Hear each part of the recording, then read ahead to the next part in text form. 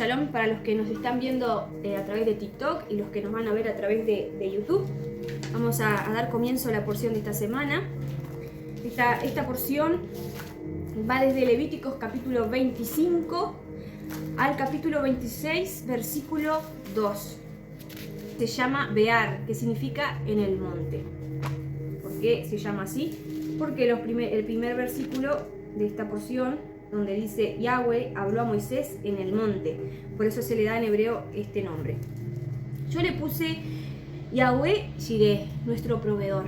Amén. Y vamos a hablar un poquito sobre esto. Pero antes quiero que podamos hacernos una pregunta, porque esta porción nos va a hablar acerca de esta pregunta que voy a hacer. ¿Qué significa fe? Nuestra congregación se llama, si se ve por ahí arriba, Emuná Nazarena. Fe en hebreo es la palabra Emuná. Y según Hebreos capítulo 11, versículo 1, dice: es pues la fe, la certeza de lo que se espera, la convicción de lo que no se ve. Pero la palabra Emuná tiene más significado, no solo simplemente aquello que esperamos aún sin verlo, ¿no? La palabra Emuná significa creer, confiar y obedecer. Entonces, podemos creer y confiar de aquello que esperamos, aquellas cosas que no vemos, pero nos falta una cosa. ¿Cuál fue la tercera cosa que dije? La obediencia, ¿no? Entonces yo doy un ejemplo. Si yo creo, estoy buscando un trabajo, ¿no? O quiero emprender algo, o quiero que un familiar se sane, yo creo y confío que Dios va a hacer eso. Pero si nosotros, por ejemplo, nos quedamos de brazo cruzado y no salimos a buscar un trabajo, por ejemplo, ¿no?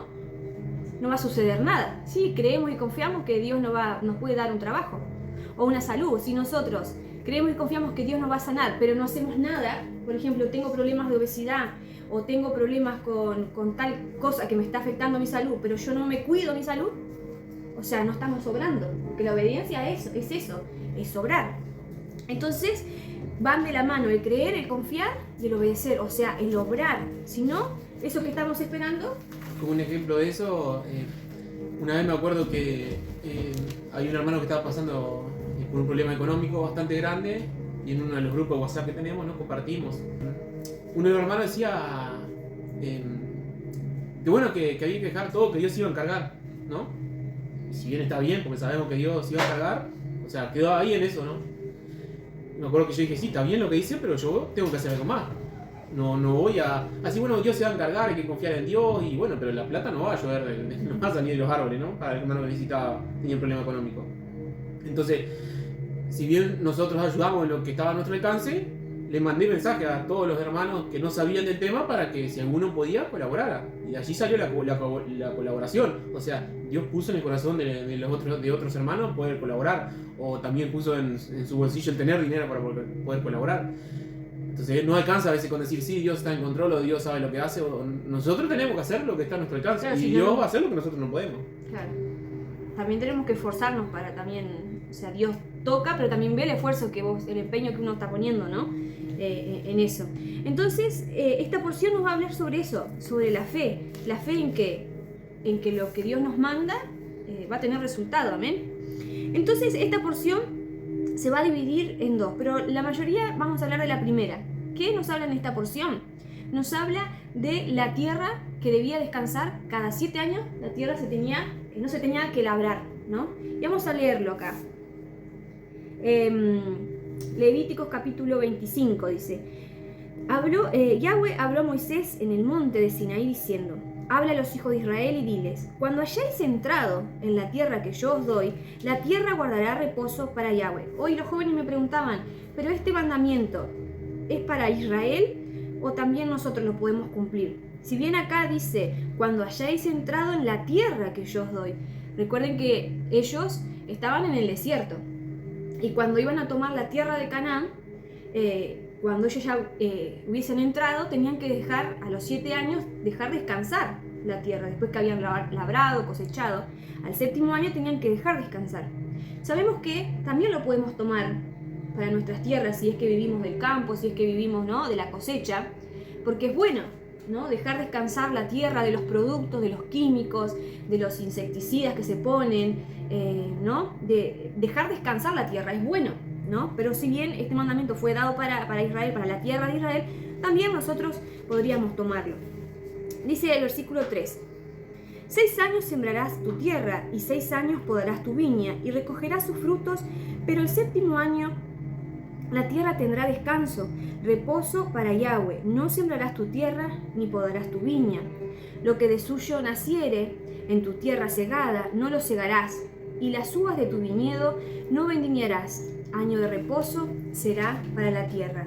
Mas el descanso de la tierra, fíjense en lo que dice, te dará para comer a ti, a tu siervo, a tu sierva, a tu criada, a tu extranjero que morare contigo, y a tu animal y a la bestia que hubiera en la tierra. Será todo el fruto para ella para comer.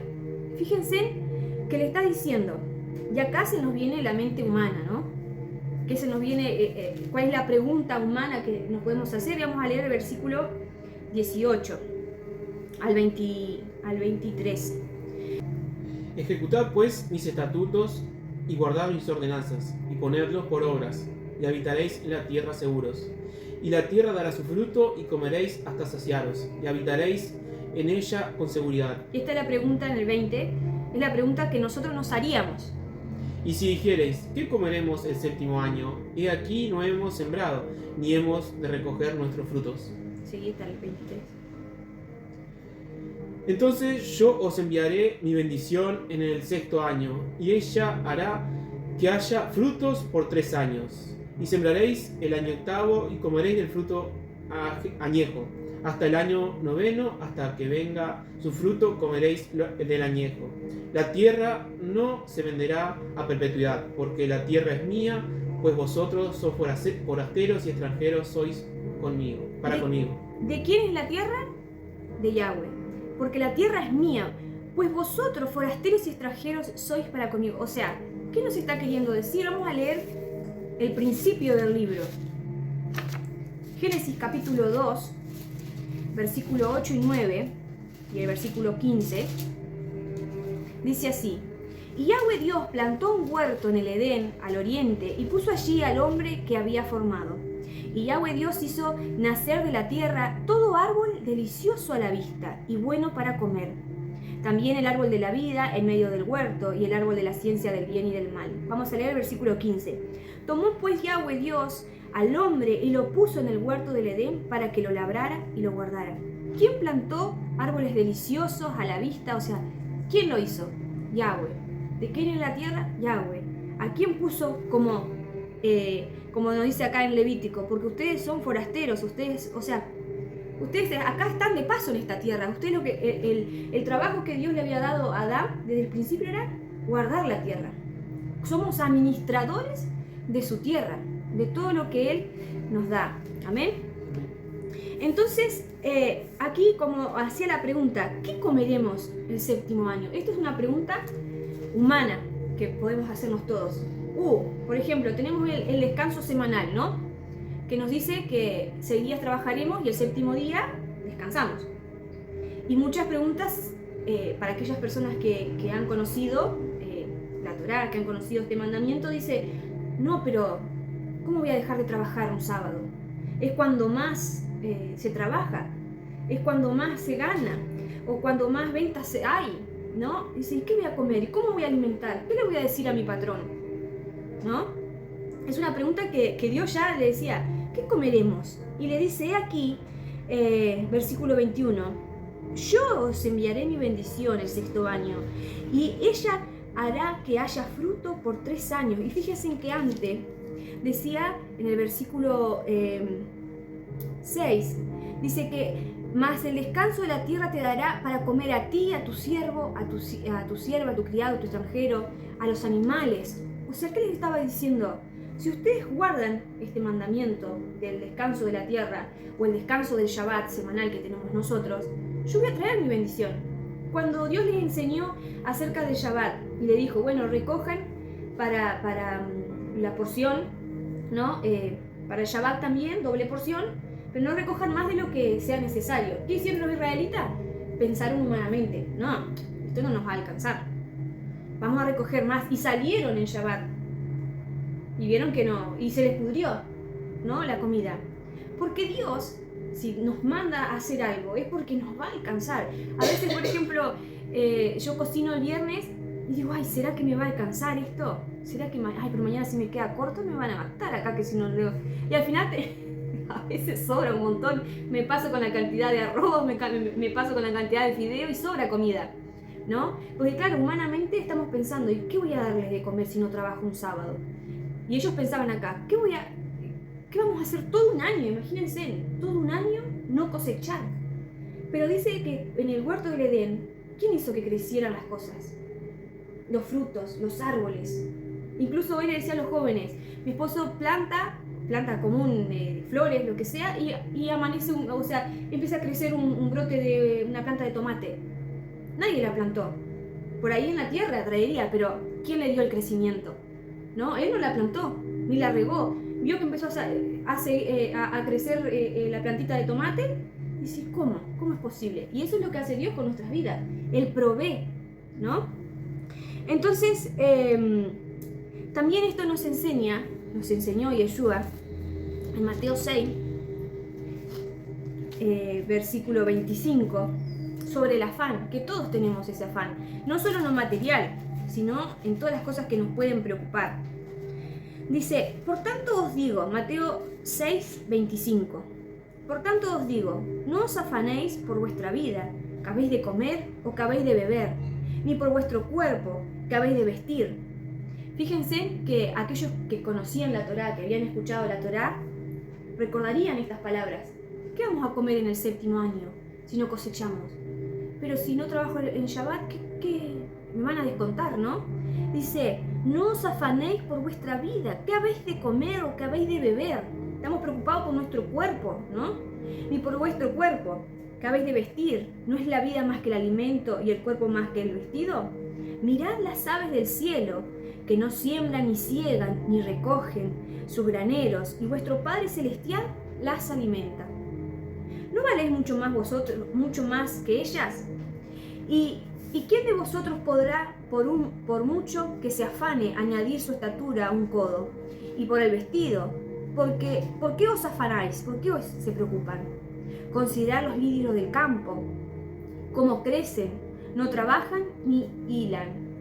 Pero os digo que ni aun Salomón, con toda su gloria, se vistió así como unos de ellos. Fíjense las plantas, ¿no? Y los árboles. Los árboles llegan a una estación que caen sus hojas y luego vuelven a crecer.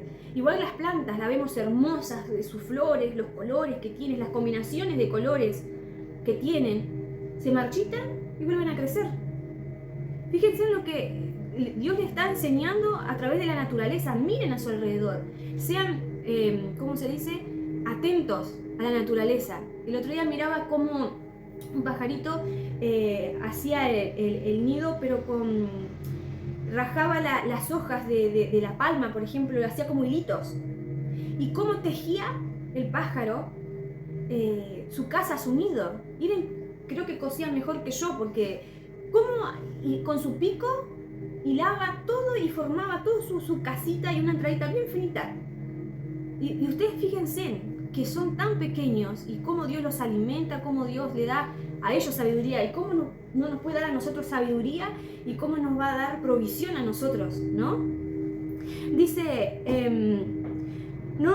versículo 30, y si la hierba del campo que hoy es y mañana se echa al horno, se marchita, Dios la viste así, ¿no hará mucho más a vosotros, hombres de poca fe?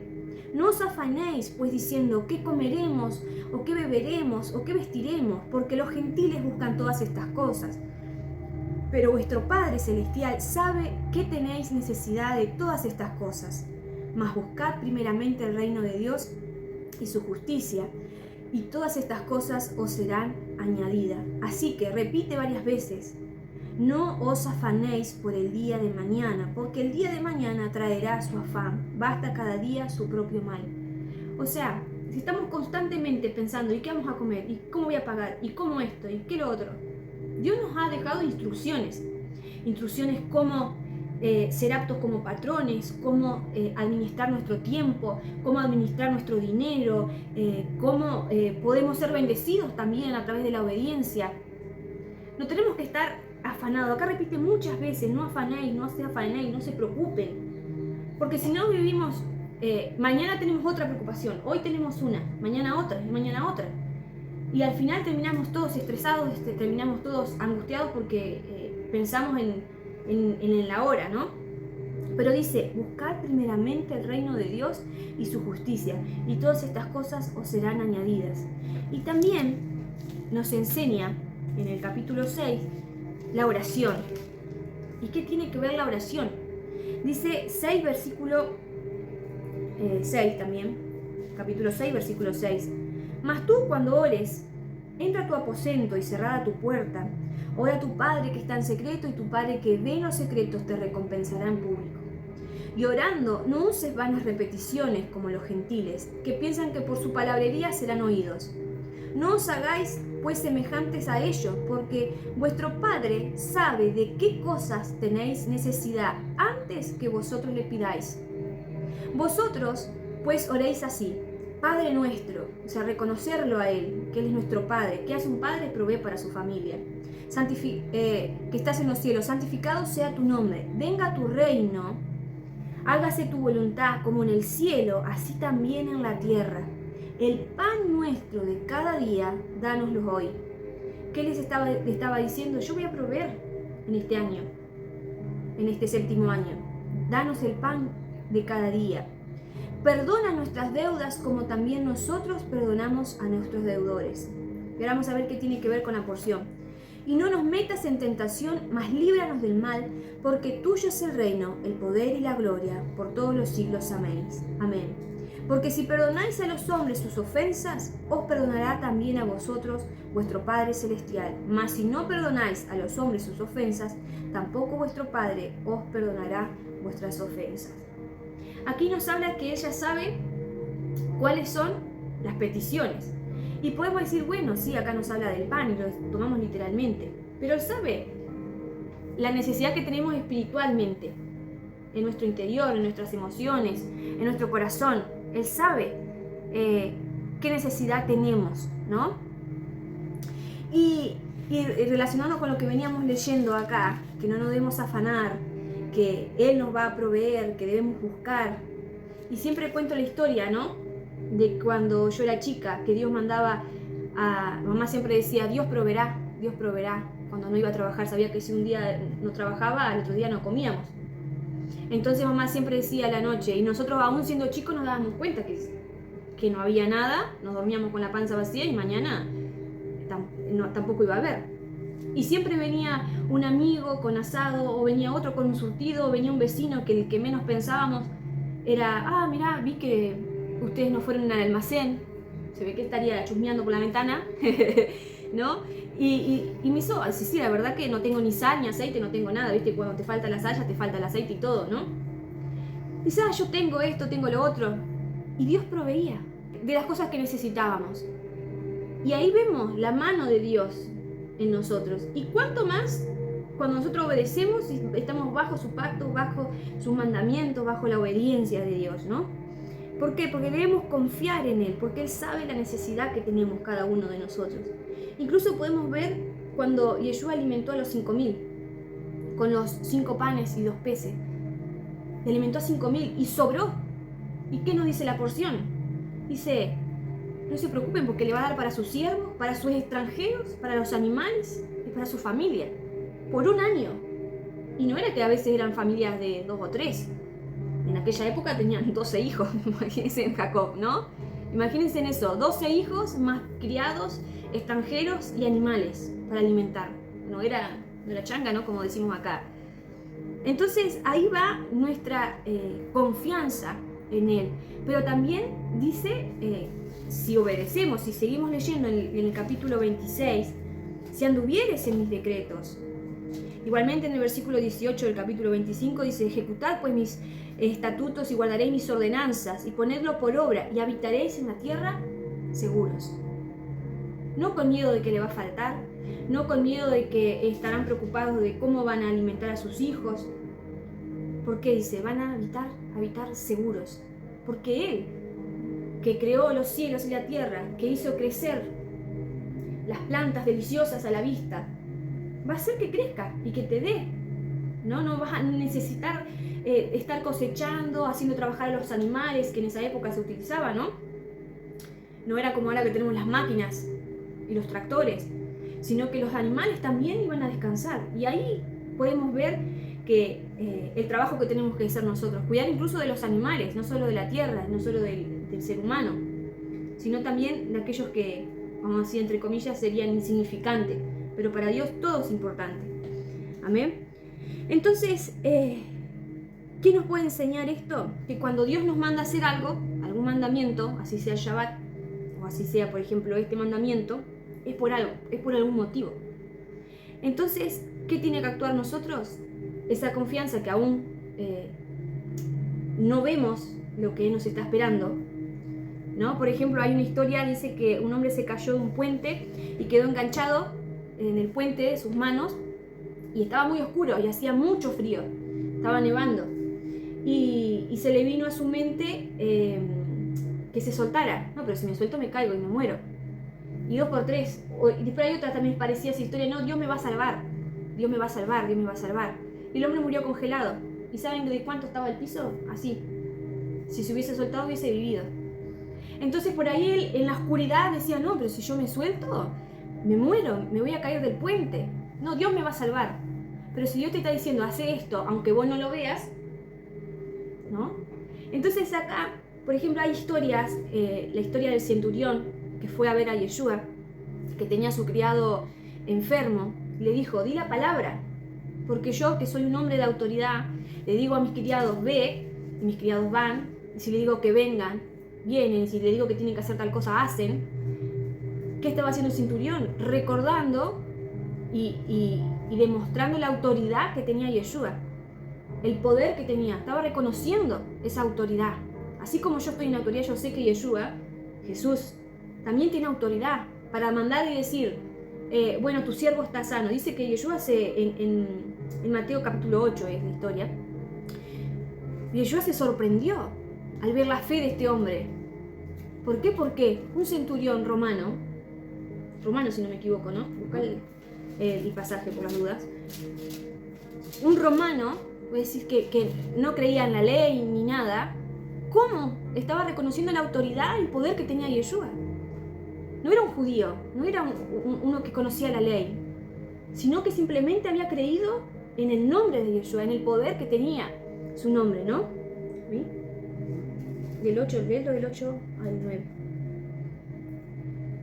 Respondiendo el centurión y dijo, Señor, no soy digno de que entres bajo mi techo, solamente di la palabra y mi criado sanará, porque también yo soy hombre bajo autoridad, y tengo bajo mis órdenes soldados, y digo a este ve y va, y al otro ven y viene, y a mi siervo hace esto y lo hace. Al oír Yeshua se maravilló y dijo a los que le seguían, de cierto os digo que ni aún en Israel he hallado tanta fe. ¿Vieron? O sea, él no necesitaba ver, simplemente necesitaba que Yeshua, que Jesús dijera la palabra. Y dice que cuando fue, no sé si, a ver si sigue diciendo, acá, versículo 13. Entonces Yeshua dijo al centurión, ve y como creíste te sea hecho. Y su criado fue sanado en aquella misma hora. O sea, el centurión no había visto nada, simplemente creyó en la palabra, ¿no? Después también tenemos la historia del ciego, que Yeshua le dijo, ve al estanque de Siloé, limpiate, lavate y vas a ver. ¿Y qué fue que hizo? Él siguió por el camino ciego, ¿no? No es que Yeshua le dijo y ya se sanó. Él fue, aún no había visto nada, se lavó y comenzó a ver. También podemos ver la historia de los 10 leprosos, que Yeshua no los tocó, no les dijo nada, vayan, preséntense al sacerdote, ¿no? Como es mandado en la ley, que se tenían que revisar con el sacerdote para ver si se habían. Y mientras ellos iban, ¿qué fue? Se sanaron. Pero mientras ellos iban, podían haber visto, no, pero todavía no funcionó, se miraban, pero todavía sigo leproso. Pero ellos siguieron caminando. ¿Qué nos enseña esto? Que debemos escuchar la voz de él, aún sin ver el resultado. Si Dios dice, sigan avanzando, sigan predicando. Muchas veces nosotros, en tiempo de pandemia, éramos yo y Emi acá. Y grabábamos. Y por ahí él se desanimaba o yo me desanimaba, porque siempre hay un acuerdo entre los dos, ¿no? Así que si uno se cae, el otro lo levanta y si estamos así, ¿no? Y si fuese por nosotros en pandemia, en 2020, y esta congregación, capaz este lugar sería dedicado a otra cosa, ¿no? Y ahí empezamos con los videos. Y usted me puede decir, bueno, pero acá hay pocos, no se congregan. Pero ¿saben cuántas personas? Uno nunca se imaginó cuántas personas, no por nuestro trabajo, sino que Dios ha visto el esfuerzo que uno hace.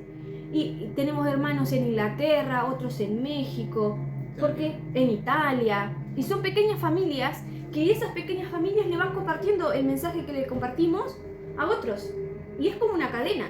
Podemos ser muy poquitos aquí como en esta reunión, pero nosotros le pasamos a uno, el otro le pasa a otro, nuestra hermana ahí en Italia, en Inglaterra, le comparte a otras sobre la fiesta y les enseña y así vamos creciendo. Pero si nosotros nos viésemos, no vemos la congregación crecer, 2 años, no, 3, 4, no, vamos a dedicar a otra cosa, vamos a alquilar el local y vamos a poner un almacén, vamos a hacer, porque no está funcionando. Y nos quedaríamos por el camino y no obraríamos, no pondríamos las manos en el arado, ¿no?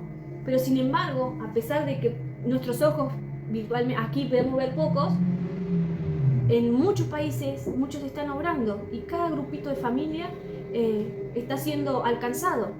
Estos videos por ahí pueden decir, tienen poquitas visualizaciones, pero ese poquito de visualizaciones va llegando a cada familia. Entonces, ¿qué nos enseña? Que aunque no veamos con nuestros ojos crecer, vamos a decir, sé que muchos de nosotros hemos crecido. Estando solos, vamos a cantar. Pero somos nosotros 2 solos, ¿qué tiene? El otro día vi un ranchito, el techo era de nylon y las paredes ahí medio a hacer, y estaba uno tocando la guitarra y había una hermana, y eran 3, 4 sillas, y eran ellos 2 nomás. Y yo digo, ¿cómo es el esfuerzo? Porque no importa cuánta cantidad pueda haber en una congregación. Es sola mi familia, estoy sola, pero Dios se goza igual en la familia. Somos nosotros solos para celebrar la cena de Pesas, qué triste. No, ¿por qué tristeza? Si Yeshua está en medio de nosotros, en los hogares, ¿no? Entonces, estas historias como la del centurión, como la del ciego, como la del leproso, ellos escucharon la voz de Dios, fueron, obraron, aún sin ver. Amén, porque esa es la fe. La fe es creer que Dios existe, confiar de que Él nos va a proveer y obedecer a lo que Él nos ha mandado, aún sin ver las cosas. Amén. Entonces obrar y se hará. Tenemos que esforzarnos, aún sin ver. Y en Levíticos nos sigue hablando, esta sería la primera parte, vamos a decir, que el descanso de los 7 años, Dios iba a proveer. También Dios iba a proveer de un rescate. Dice que cada 50 años, por ejemplo, una persona que se había empobrecido y vendido sus campos, sus heredades, a los 50 años ese campo volvía al dueño original. Amén. Pero también nos habla, no sé si leérselo, porque es largo, se lo voy a tratar de resumir. También una persona que se vendía porque no tenía cómo sustentarse o cómo sustentar a su familia. Se vendía como esclavo. Se vendía como esclavo, como un empleado, como un criado. Entonces también había un rescate. Si esta persona no tenía los medios para rescatarse, venía un familiar, un tío, un primo, un pariente, y tenía el derecho de decir, bueno, yo te pago la libertad. Entonces vos quedás libre. ¿Y qué nos enseña eso? Que Yeshua fue aquel pariente que nos rescató. ¿Se acuerdan la historia de Ruth? La historia de Ruth cuando Noemí y su esposo y sus hijos se fueron a vivir a la tierra de Moab, porque Israel había empobrecido, ¿no?